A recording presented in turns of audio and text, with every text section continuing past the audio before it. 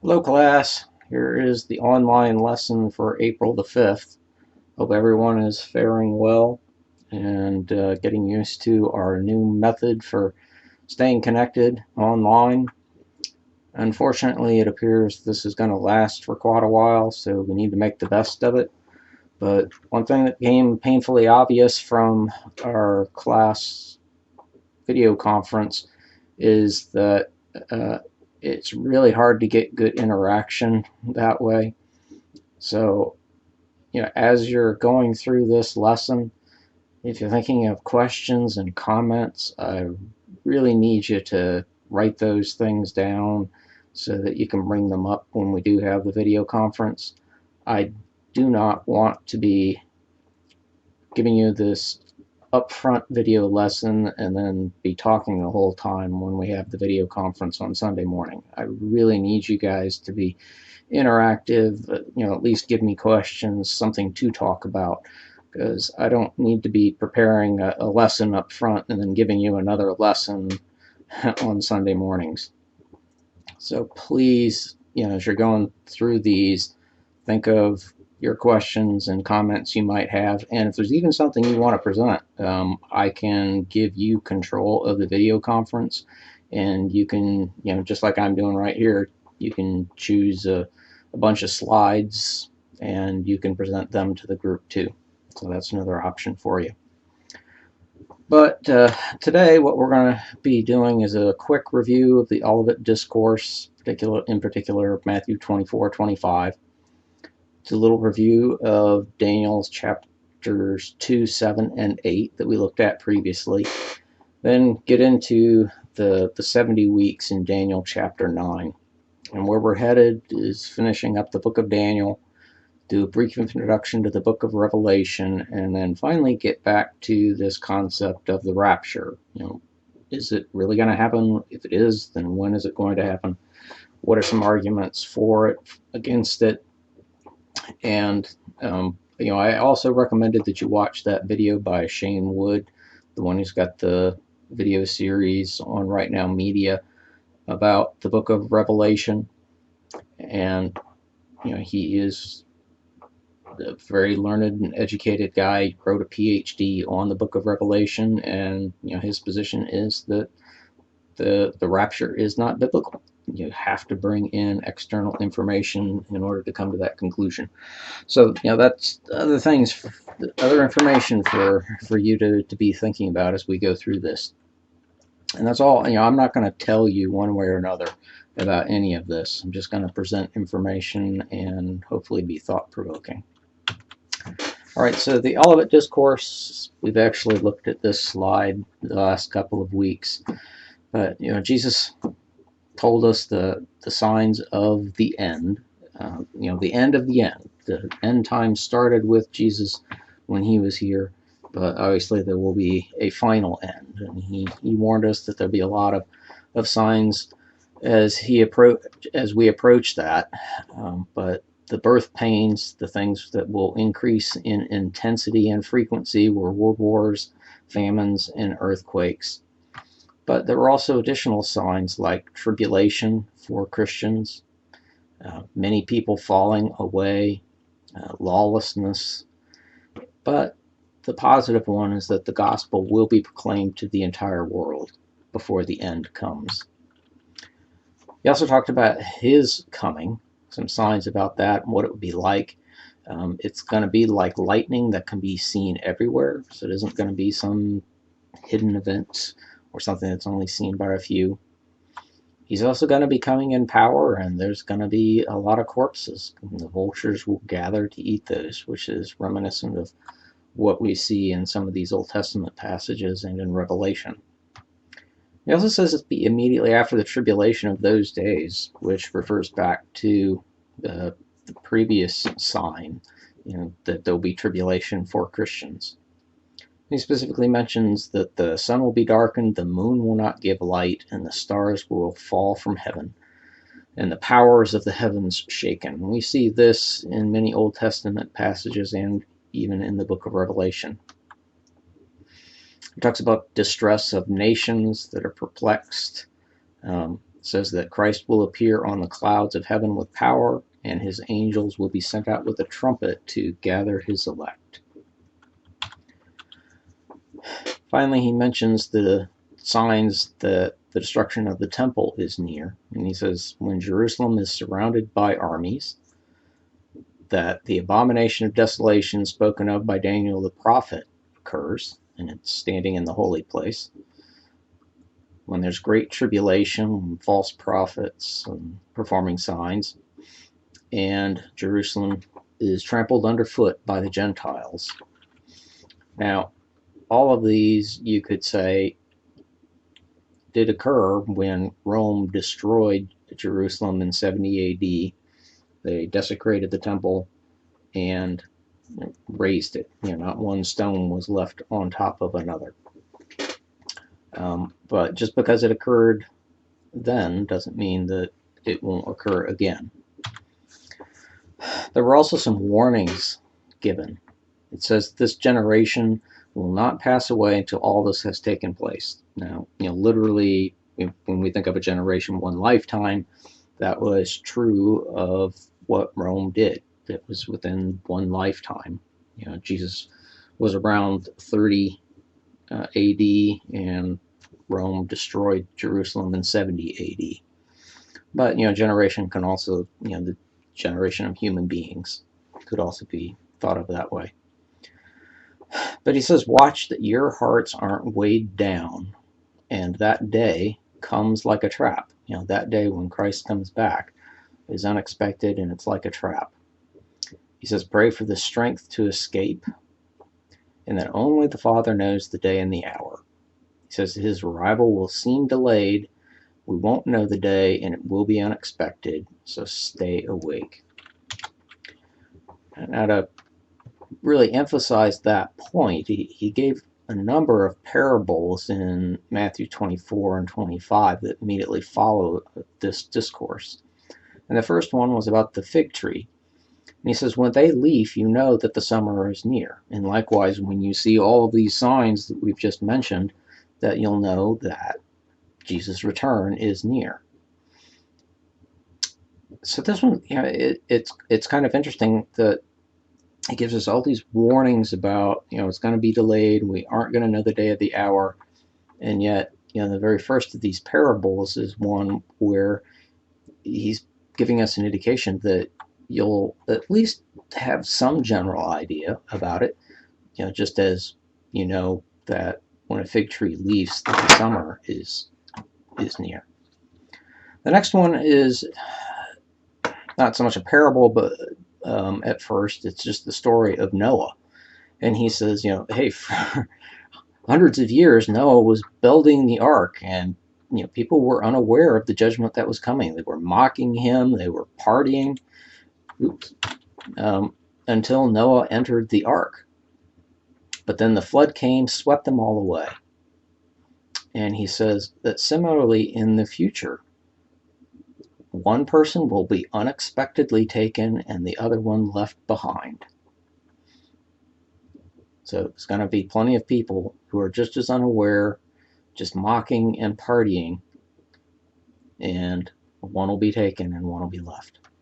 He also says that the day will come like a thief in the night. And if the master of a home had known when and where the thief were coming, he'd have prevented the robbery. But obviously, you don't know. That's the whole point. That's why the robber plans his attack at the time and place that he does. So it's that what we have to do is be ready at all times.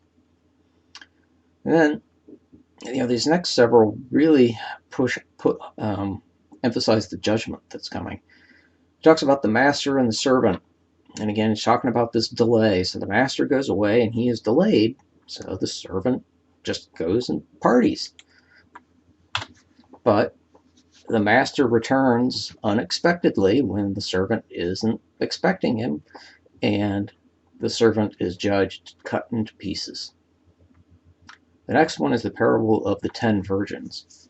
So the virgins are waiting for the bridegroom to come, but he is delayed. And of the 10 virgins, 5 of them were foolish, and they didn't take any extra oil for their lamps, and so they burn out, and then they have to go out to get more oil. And while they're gone, the bridegroom comes, shuts the gates, locks them out, and then the virgins are told to just depart because they were not prepared and ready. The next one is about the talents. So it's the parable where there are 10 talents, and the one person's given a lot, one person's given a little, and one person's given just 1 talent. And the ones who are given multiple talents, they go out, they use the money to make more money, and they are rewarded by the master when he comes back. But that one worthless servant who only had the 1 talent, he says he's just fearful because he knows that this master reaps where he doesn't sow, and he's afraid that if he lost anything that he would be judged. And what the master says is you could have at least have put it into a bank. The fact that you didn't do anything with it is the worst thing that's possible. So again, this guy is cast into outer darkness, and where there's weeping and gnashing of teeth. So again, this idea of judgment. And the final one is about the final judgment, and it's the separation of the sheep and the goats. And the sheep are welcomed. The sheep are rewarded because they welcomed Jesus with food and drink. They clothed him. They visited him when he was sick and in prison. And they said, well, when did we ever do this for you? And Jesus says, well, when you did it to the least of my brothers, you did it to me. Well, on the other side, it's the goats who are separated out. They are sent away from Jesus and into eternal fire. So you can see from all of these parables that follow the Olivet Discourse that, a few major themes, that this return of Jesus is going to be unexpected. It'll be delayed. That Jesus is expecting his followers to be doing useful things while he is gone. He has given them talents. He has given them abilities. He has given them responsibilities, and he expects them to be doing things up until his return. All right, so let's shift gears into Daniel. So we've looked at Daniel chapter 2, and that was the vision that Nebuchadnezzar had of the statue. And the statue had a head of gold, and that represented Babylon. Then a torso of silver, and that represents Medo-Persia, who conquered Babylon. Then a torso of brass, which represents Greece. Then the legs of iron, which represented Rome. And then finally these feet that were a mixture of iron and clay. And then finally this stone cut out without man's hands comes and destroys the statue. So, that's a representation of God in his final judgment. In Daniel chapter 7, we come across a vision with a similar interpretation. This time we have a lion, which represents Babylon, the bear, which represents Medo-Persia, this leopard with wings, which represents Greece, and then a great fierce beast, which is Rome. Now, out of that, then, it says that there are 10 horns on this fierce beast, which is most likely an indication of the 10 toes that are in the feet that are the iron and clay over here. Then it says there is a little horn that grows, plucks up 3 of those horns, and becomes prominent. And this is where we had the verses that talked about this, and remember that the horns represent kings,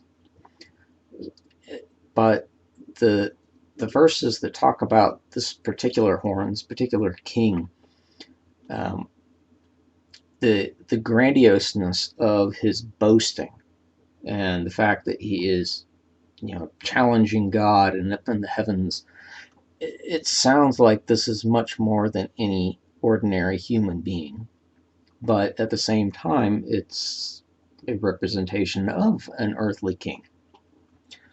Then we get into the judgments here. In Daniel chapter 8, now, another vision with animals, but it skips Babylon. It starts with a ram with two horns, representing Medo-Persia, and then there's this he-goat, which stomps the ram, and it has one very prominent horn, and this would be representing Alexander the Great. Then from this he-goat, it talks about four horns coming. Now, I don't know what this picture is supposed to be. It looks like some sort of weird alien to me, but, it's got four horns. And the four horns represent the four generals of Alexander who took over his kingdom after he died. But then there's this little horn that waxes great that comes from them. And we talked about one particular individual named Antiochus Epiphanes that this most likely represents. He fits so well, especially into the passages that are in Daniel 8 and 11 and 12. And then after that, again, there is judgment, cleansing of the heavenly sanctuary. And we haven't gotten to Daniel chapters 11 and 12, but it again starts with Medo-Persia because it talks about four kings. King Ahasuerus, which is out of the book of Esther, was the fourth king and the greatest king of Medo-Persia. But then it talks about the mighty king, which would be Alexander, and then this king of the north, which most likely is again a reference to that Antiochus Epiphanes, the little horn that waxed great. Now, another visualization of the same sort of thing, but it points out that as we look at the metals that are in the statue, they increase in strength. So gold's actually pure gold. It's very soft, whereas iron is quite strong and hard.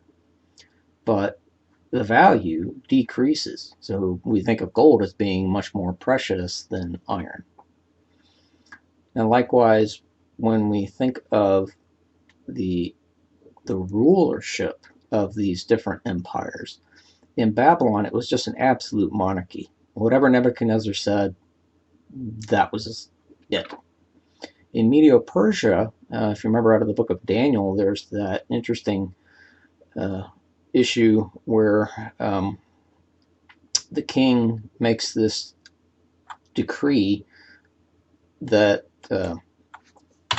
lands Daniel into the lion's den, and he can't retract it because even he cannot change his own decree. And then in Greece, there was no dynastic or royal right to rule. It was just rule by force or by gifts, bribery. And then Rome, you finally get to a republic and an imperial form of government. So even though the ruler up at the top kind of is decreasing in authority, you actually had increasing strength. Rome was the greatest empire of any of these. Now, the feet down here made of iron and clay kind of breaks this pattern slightly because clay is certainly softer than iron. But we also don't really know what this is yet. This is it says here revived Rome. We haven't seen the 10 toes yet. Now, the Grecian Empire that Alexander was the commander of, when he died, it was split between the four generals that he had. And we talked about the fact that the two that were of most interest to us were Ptolemy and Seleucus, because they fought over the land of Palestine, the land of Israel. And the Seleucid Empire is the one that maintained most of its Greek heritage, and the one where that Antiochus Epiphanes came from. And if we look at the little horns of Daniel 7 and 8, we can see a lot of similarities between the two. And you can see here that, in this graphic, they're just saying that this little horn of chapter 7 is referencing the Antichrist that's in Revelation. And that may well be true, but they have to make that connection. Whereas in chapter 8, that horn is representing this Antiochus Epiphanes. And you can read all these particular comments about what happened in Antiochus Epiphanes' life that fits in with what we see in chapter 8 and then 11 and 12. But both of them persecuted God's people. And this one, as I mentioned before, it just seems like there's almost an exaggeration in the audacity of this little horn, in declaring himself God and challenging the true God. Now, what I really wanted to spend some time with today is on Daniel chapter 9 and the 70 weeks. So we finally gotten there after about 22 minutes. I'm going to read it to you out of the King James Version and then out of a New Living Translation, just because some of the interpretations of it that we have had historically have relied heavily upon the translation. So we'll just look at the two and see similarities and differences. So it says, 70 weeks are determined upon thy people and upon thy holy city, to finish the transgression, and to make an end of sins, and to make reconciliation for iniquity, and to bring in everlasting righteousness, and to seal up the vision and prophecy, and anoint the most holy. Know therefore and understand, that from the going forth of the commandment to restore and build Jerusalem unto Messiah the Prince shall be 7 weeks, and 62 weeks. The street shall be built again, and the wall, even in troublous times. And after 62 weeks shall Messiah be cut off, but not for himself. And the people of the prince that shall come shall destroy the city and the sanctuary, and the end thereof shall be with a flood, and unto the end of the war of desolations are determined. And he shall confirm the covenant with many for 1 week. And in the midst of the week he shall cause the sacrifice and the oblation to cease. And for the overspreading of abominations he shall make it desolate, even until the consummation, and that determined shall be poured upon the desolate. All right, same passage, this time in the New Living Translation. As I was praying, Gabriel said, a period of 70 sets of 7 has been decreed for your people and your holy city to finish their rebellion, to put an end to their sin, to atone for their guilt, to bring in everlasting righteousness, to confirm the prophetic vision, and to anoint the most holy place. Now listen and understand. 7 sets of 7 plus 62 sets of 7 will pass from the time the command is given to rebuild Jerusalem until a ruler, the Anointed One, comes. Jerusalem will be rebuilt with streets and strong defenses, despite the perilous times. After this period of 62 sets of 7, the Anointed One will be killed, appearing to have accomplished nothing, and a ruler will arise whose armies will destroy the city and the temple. The end will come with a flood, and war and its miseries are decreed from that time to the very end.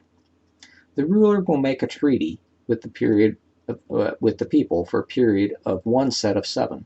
But after half this time, he will put an end to the sacrifices and offerings. And as a climax to all his terrible deeds, he will set up a sacrilegious object that causes desecration, until the fate decreed for this defiler is finally poured out on him. So certainly you see a lot of commonality between this translation and the King James, but there also are some differences. So what do we see in this passage? So first of all, Daniel knew that 70 years that had been prophesied by Jeremiah were coming to a close. So the Judah was conquered by Babylon, and the temple fell around 586 BC. Jeremiah prophesied that they would that the temple would be gone, that the people would be deported for a period of 70 years, 1 year for each year that the land was supposed to be fallow. So just as every week there's a Sabbath rest, every 7th year the land was to have its Sabbath rest. They weren't supposed to plant anything, and whatever came up naturally was it. But they never did it. So 490 years worth of those 7th year rests had not been actually observed by the Jews. And so their judgment was that the Babylonians, when they conquered them, they would have 70 years without their temple. And Daniel knew that 70 years were coming up. And so he was praying for the return, that the people could return to Israel, return to Jerusalem, and rebuild the temple. So Gabriel is sent to bring Daniel a revelation about this. And it says that there will be 77s, or as the King James translated it, 70 weeks, that are determined upon thy people and thy holy city. Now, his people were the Jews, so, most people think that, these 77s are all about the Jews and their city, Jerusalem. Now, in the King James, the reason it translates it as weeks is because that particular word, it just means a 7, but there are obviously 7 days in a week. So the exact same word is used in Hebrew for that. And one example is in Genesis 29:28, where it says that Jacob worked for 7 years for his wife. Well, it says he worked for 7 weeks, but we know that he worked for 7 years. So there is a precedent in Scripture for that particular word, just representing 7s, which could be a week or a week of year. So in this case, 77s, 490 years. What's the purpose of all of this? To finish transgressions, put an end to sins, make reconciliation, bring on everlasting righteousness. Now, most of us would say we haven't gotten to a final end of transgressions and sins, but at the same time, some people would say that this is what Jesus came and he fulfilled, that he did make a way for the end of sins and transgressions. He made that reconciliation. So even though we aren't in this heavenly state, he has done everything that's necessary for this. People who emphasize this tend to think that, we've talked about the millennial period and the tribulation. they often will interpret that as very symbolic, and they just say, well, all of it's been done. So that's one interpretation of this. I tend to think that he hasn't brought on the everlasting righteousness yet, but that's just my thought. Is also to seal up or fulfill all of these visions. So we've had all these visions of these beasts and these horns. So this kind of sums up, seals up, fulfills all of those, and tells us about the Most Holy. These 77s start with the command to rebuild Jerusalem. Now we know that from Nehemiah 2 that this occurred around 445 BC. So that's our starting point for these 490 years. It says first there will be 7 weeks of tumultuous times. Well, when Ezra and Nehemiah were rebuilding the temple, those were tumultuous times. If you read through those books, there's Sanballat and all these other guys who are constantly trying to thwart their efforts to rebuild the temple, and they're having to have guards posted all the time, day and night. So it certainly was a tumultuous time.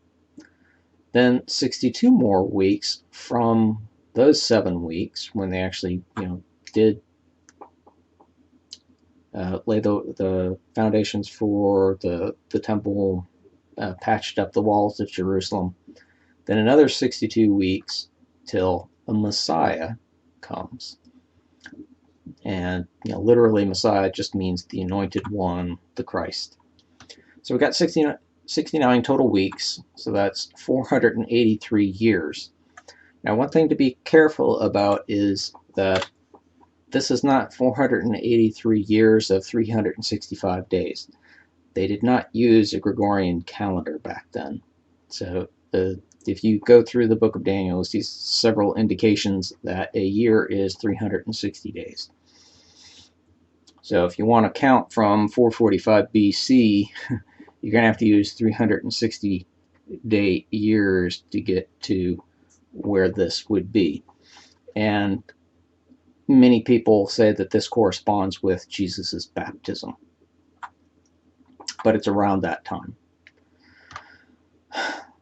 The other particular event that is mentioned in this is that the Messiah is cut off, which is most likely a reference to Jesus's crucifixion.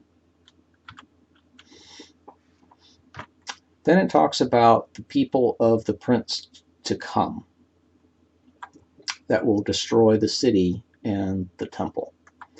So, I put in parentheses here Rome, because we know that they did destroy the city and the temple in 70 AD. It also says that war and its miseries will be until the very end. So from the time when Messiah is cut off, from when the city and the temple are destroyed, until the end, war and its miseries are decreed. And certainly there have been plenty of wars and miseries since the time of Christ. Now, then it makes reference to this prince to come. And it says that he will confirm a covenant for 1 week. Now, so far, there's no indication that this has occurred. And yet, if we were talking about these 70 weeks being all contiguous, it should have long since ended. In fact, it should have ended before even the people of the Prince to Come, Rome, destroyed Jerusalem and the temple. So what most people do is they put this pause in between the 69th week and the 70th week. Now, I'm just telling you what people tend to do. And the reason being is that, as I have highlighted right here, The 70 weeks are determined upon thy people, the Jews. So these 70 weeks are all about the Jews. But when Messiah was killed, when he was crucified, the main role that the Jewish people had in history was fulfilled, except for, there are many Old Testament prophecies that talk about their role in the very end. So this concept is that the Jews basically, they're scattered, their homeland is destroyed, they're not doing anything from the time of Christ up until the events of the very end of the age. So the events of the very end of the age will be the 70th week. And it's in this 70th week that this prince to come will confirm a covenant for 1 week, 7 years. And then in the middle of that week, the prince breaks the covenant, and he makes this covenant, with the Jews. Now, if this week is 7 years, the exact middle is 3.5 years. In the King James, it said in the midst. In the New Living Translation, it said half of the week. Literally, the word can mean in between, but it most often is translated half, which would be 3.5 years. But when he breaks that covenant, he ends the sacrifices, and he does something that's, the abomination of desolation. He desecrates the temple. Now, I harken back to what we saw in Daniel chapter 7 and 8. So I said chapter 7 is the one where, it talked about, this horn that just does things that almost seem like an exaggeration. It says he speaks words against the Most High. He wears out the saints of the Most High, and shall think to change the times and the law, and they shall be given into his hand for a time, times, and a half time. So I already have run across this. A time, a times, and a half time is 3.5. Well, that corresponds with this, 3.5. And then in Daniel chapter 8, the one that seems to fit almost perfectly with Antiochus Epiphanes, it says that he grew great, even to the host of heaven, and some of the hosts and some of the stars that threw down to the ground and trampled on them. It became great, even as the prince of the host. And the regular burnt offering was taken away from him, and the place of the sanctuary was overthrown. Then I heard a holy one speaking, and another holy one said to the one who spoke, "For how long is the vision concerning the regular burnt offering, the transgression that makes desolate, and the giving over to the sanctuary and host to be trampled underfoot?" And he said to me, "For 2,300 evenings and mornings. Then the sanctuary shall be restored to its rightful state." So this is, appears to be a reference to this same thing, ending the sacrifices and then abominations and desecrations of the temple. However, if this is about Antiochus Epiphanes and what he did in, about 165 BC, this has already happened. But this, we're saying, appears to be something in the future. So it may be one of those instances where we have a prophecy that is fulfilled multiple times. In fact, you could say that this one maybe is going to be fulfilled 3 times. Once by Antiochus Epiphanes, once by the Romans when they destroyed the temple and also desecrated it, and then a 3rd time when this prince to come does it. Now, I'm not going to go through all the details in Daniel chapter 11. You'll have these slides, you can read through them.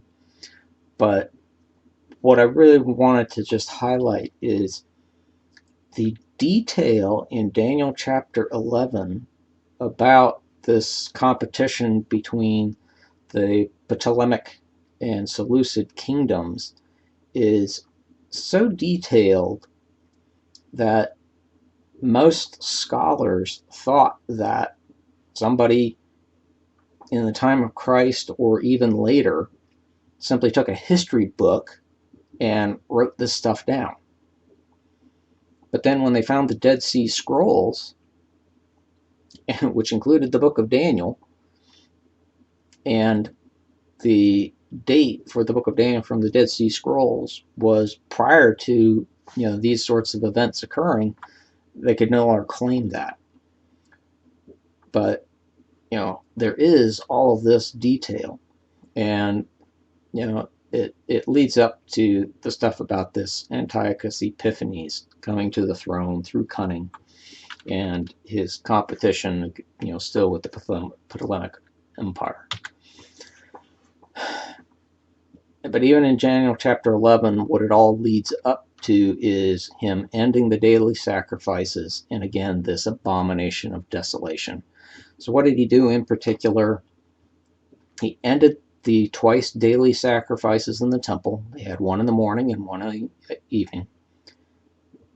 And he took some pigs in and sacrificed them. So this unclean animal he sacrificed. And then, because he was trying to Hellenize the Jews, he set up the statue of Zeus in the Holy of Holies, which certainly is an abomination. But then, it talks about those who know God. There was this Maccabean revolt, and they were actually able to wrest control of the temple away from Antiochus and his army. Now, this abomination it has similarities with other passages. So in the Olivet Discourse, Jesus mentioned it. When you see that, that's a sign. Well, also in 2 Thessalonians chapter 2, verses 4, it talks about some lawless one who exalts himself, defies everything that people call God and every object of worship, and he even sits in the temple of God claiming that he himself is God. And that sounds like an abomination of desolation there. And finally, in Revelation, in chapter 13, it talks about this beast that's given a mouth uttering haughty and blasphemous words, and it's allowed to exercise authority for 42 months. Well, that happens to be 3.5 years. So this sounds very similar to out of those 70 weeks that is talking about,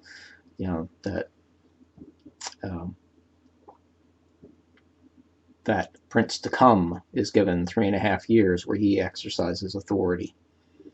And in Revelation 12, it talks about this woman fleeing into the wilderness. Most likely, this is representative of the Jews, and she has a place prepared by God in which she is nourished for 1,260 days. Well, that's 3.5 years.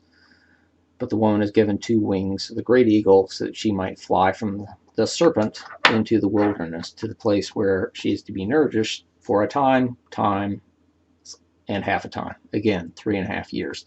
So a lot of references to this 3.5 years and this sort of abomination. And again, that 3.5 years, it's the middle of the 7 years. That is the final week, presumably, of the 70 years in Daniel 9.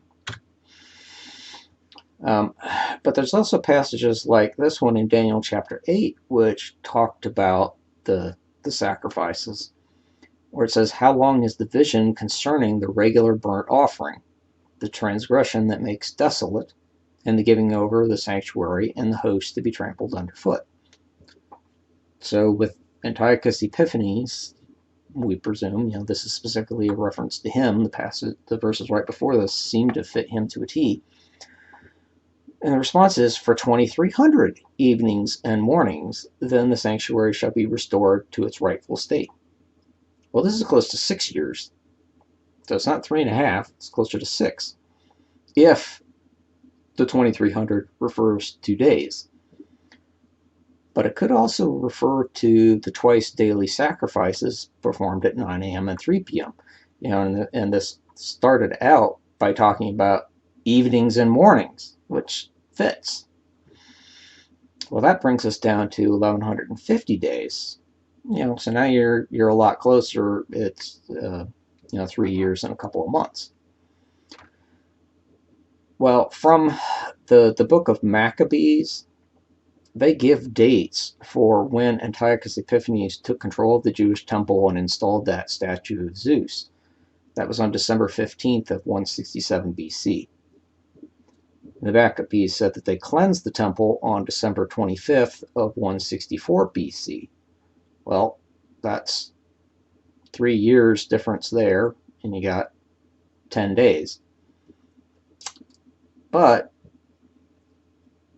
you got to remember that Daniel reckoned a year has 360 days. We've already run across that.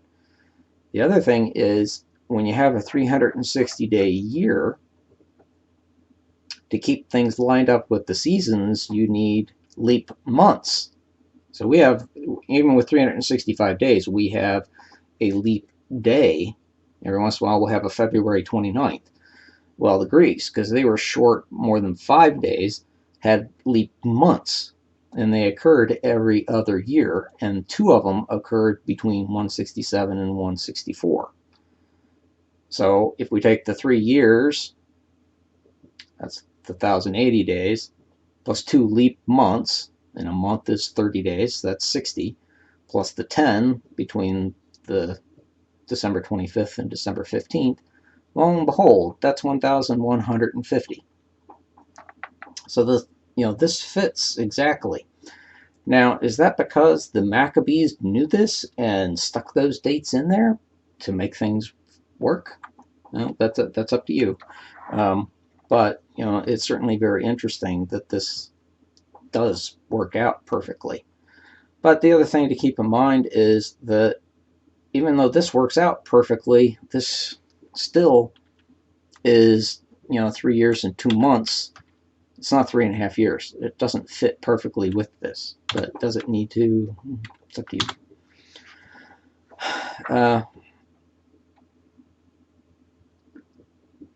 So I'm going to save the rest. We've gone through most of the detail. There's just a little bit left in Daniel chapter 12, and we'll pick that up next time because I've already talked for quite a while. But just to remind you, why are we doing this? Why are we going through all of this? It's because we are trying to find, the commonalities between all of these different passages that we've looked at. The Olivet Discourse, the Book of Daniel. How do all of these things fit together? Can we see some common threads that's going through them? And where do we need to bring in our own assumptions, our own extra biblical information to try and make everything fit together? Because when we do that, that's when we can run into trouble if our assumptions are incorrect. And the book of Daniel left Daniel sick to his stomach and confused. Now, certainly it wasn't given to Daniel so that there were, that everybody could just be sick to their stomachs and confused. And maybe you feel that way right now. But if so, hey, you got lots of questions that you can give me. But at the same time, I think it's a warning for us that we may not understand everything perfectly. We may not even understand it very well. But what are the key messages that we should get out of all of this? Well, it's the ones that Jesus gave. He said, stay awake. Hey, it's going to look like I'm delayed. You don't know when I'm coming, but stay awake. It's warnings. And, what was in those parables It's, be ready at all times. And I've given you all of these different, talents and this work to do. Just be about my Father's business. And then everything will take care of itself. So yes, we would like to know all the details, exactly how everything is going to play out perfectly. And we can make some educated guesses, but that's the best that I think you can do, is make an educated guess. And if you're wrong, you just shrug your shoulders and you say, hey, I was wrong, but it doesn't matter. What did more matter was I listened to Jesus' words. I was ready, regardless of when he came, when he's going to come. And I used the talents that he gave me, and I was about my Father's business. So next time we'll finish the the little bit in Daniel chapter 12, which it's actually a little easier than some of the stuff we've been through. Then we'll jump into Revelation, and I'm going to give more of a brief overview of that, because really we could spend months just looking at the book of Revelation. But we're really just trying to see what we can connect with these other books. So I think I've given you more than enough to think about. So come up with your questions, your comments, and be ready on Sunday to talk about this. And hopefully, we can all come to a better understanding of what these passages mean and how we can use them. So until Sunday, praying for you, and hope to hear from you then.